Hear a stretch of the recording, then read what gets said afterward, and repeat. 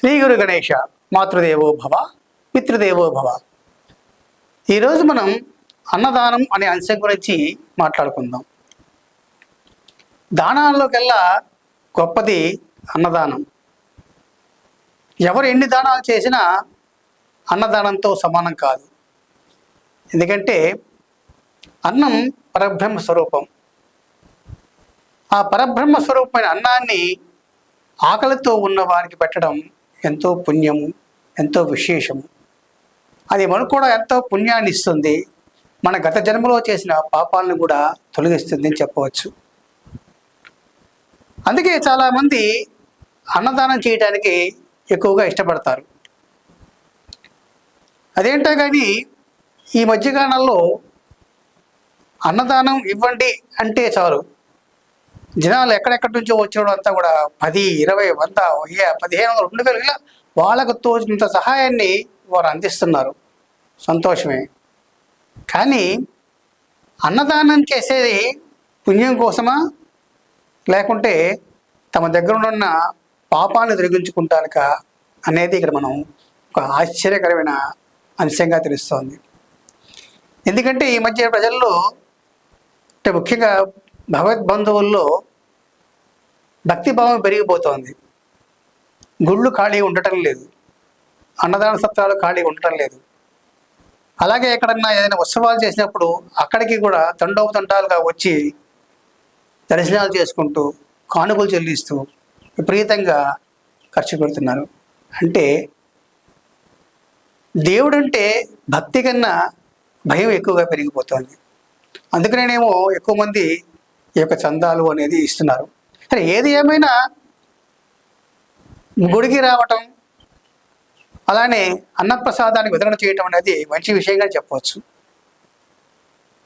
ఈ మధ్య చాలా కాలం అన్ని గుళ్ళల్లో కూడా అన్నదానాలు అనేది మొదలుపెట్టారు. ఒకప్పుడు ఈ అన్నదానం అనేది తిరుపతి, శ్రీశైలం, అన్నవరం వంటి ప్రఖ్యాతి చెందినటువంటి దేవస్థానాల్లో మాత్రమే జరిగేది. రాను రాను చాలా కాలం క్రితం నుంచి ఈ యొక్క ఆ దేవాలయంతో పాటు అన్ని దేవాలయాల్లో కూడా ఈ యొక్క అన్న సమారాధనలో జరుగుతోంది. అది అన్నప్రసాదం అంటే ఏమిటి, అన్నదానం అంటే ఏమిటి అనేది కొంచెం విపులంగా తెలుసుకుందాం. మనం మన ఇంట్లో రోజు అన్నం వండుకుంటాం. అన్నం ఎలా వండుకుంటాం?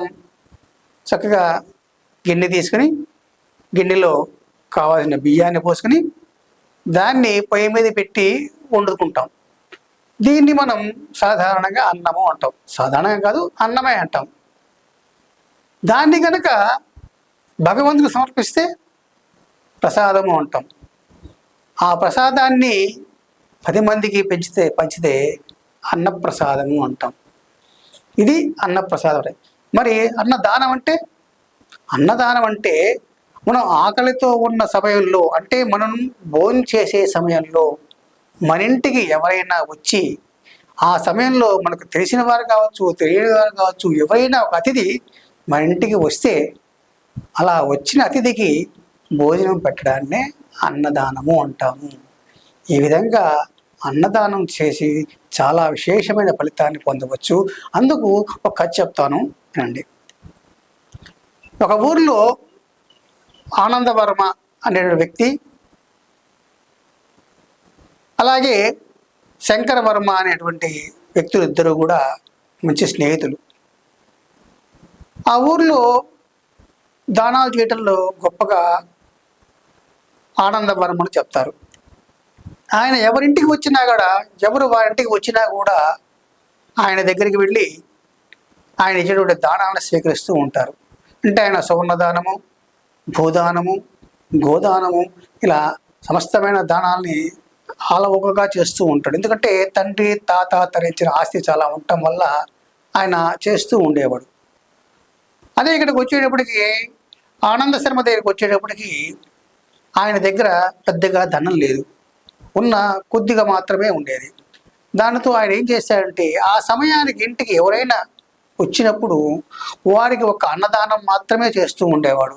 మిగతా దానాలు ఏవి కూడా ఆయన చేయలేకపోయి వారికి, అయ్యా ఏ దానము చేయలేకపోతున్నానని వారికి చెప్పుకునేవారు.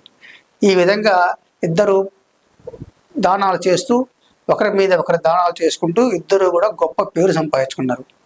కొంతకాలం తర్వాత అనుకోకుండా ఈ అనంత శర్మ పరమపదించాడు, అంటే కాలం చేశాడు. చేసి స్వర్గానికి వెళ్ళాడు. ఆ తర్వాత కొంతకాలానికి ఈ ఆనందవర్మ కూడా కాలం చేసి స్వర్గానికి వెళ్ళాడు. ఈ ఆనందవర్మ స్వర్గానికి వెళ్ళే సమయానికి అక్కడ అనంతవర్మ అక్కడ ఆల్రెడీ స్వర్గ సుఖాలు అనుభవిస్తూ కనిపించాడు.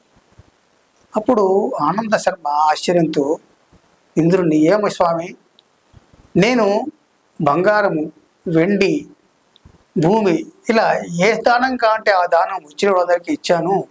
మరి ఆ యొక్క అనంత శర్మ ఒక్క అన్నదానం తెప్పితే ఏదీ చేయలేదు కదా, మరి ఎందుకు ఆయనకి నాకన్నా ముందుగా తీసుకొచ్చి ఆయనకి ఎందుకు అంత గౌరవం కల్పిస్తున్నాడుగా? దానికి ఇంద్రుడు చెప్పిన సమాధానం ఏంటంటే, నాయన, నువ్వు అనేక దానాలు చేసావు, అన్ని దానాలు చేసిన ఒక అన్నదానం మనకు ఎవరికీ చేయలేదు.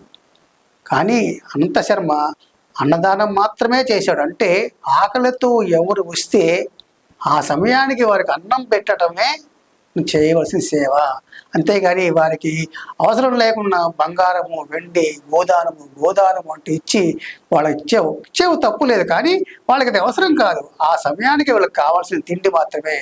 అటువంటి తిండిని అనంతశర్మ అందించినందుకు అతనికి స్వర్గాధిపత్యం ఇచ్చామని చెప్పాడు. కాబట్టి ఇవిడికి కథను బట్టి ఏం తెలుస్తుందంటే, ఎవరైనా ఇంటికి వచ్చినప్పుడు, ఆకలితో ఇంటికి వచ్చినప్పుడు వారికి పెట్టాల్సింది మనం అన్నమే, కానీ సువర్ణదానము, గోదానము ఇలాంటివి ఇస్తే వారు సంతోషపడరు. అవి ఉపయోగపడతాయి, తర్వాత వాళ్ళకి ఎప్పుడో ఉపయోగపడవచ్చు, కానీ ఆ సమయానికి వాళ్ళకి ఆకలి అనేది ఉండటం వల్ల ఆకలి తీర్చితే అది మహాపుణ్యం. కాబట్టి ప్రతి ఒక్కరూ కూడా దానాలు అనేవి చెయ్యండి. ఆ దానాలు చేసే దాంట్లో అన్నదానం ప్రశస్తంగా చేయండి.